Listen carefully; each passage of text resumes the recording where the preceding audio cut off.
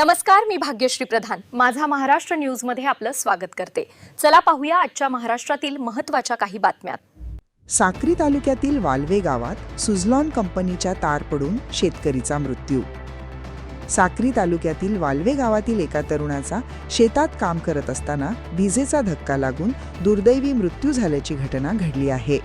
या प्रकरणी नंदुरबार शहर पोलीस स्टेशनमध्ये अकस्मात मृत्यूची नोंद करण्यात आली आहे।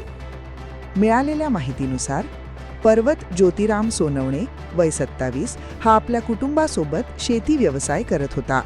दिनांक 16 मे रोजी सकाळी सुमारे 9 वाजेच्या सुमारास तो रामचंद्र कडवे यांच्या शेतात शेतीचे काम करण्यासाठी गेला होता। यावेळी शेतात खत पसरविण्याचे काम सुरू असताना शेताजवळून गेलेल्या सुझलॉन कंपनीच्या हायटेन्शन विद्युत वाहिनीचा वायर तुटून पर्वत सोनवणे यांच्या अंगावर पडल्याने त्यांना जोरदार विजेचा धक्का बसला।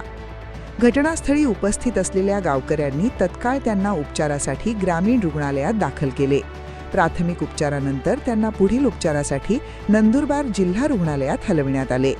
मात्र उपचार सुरू असताना डॉक्टरांनी दुपारी त्यांना मृत घोषित केले।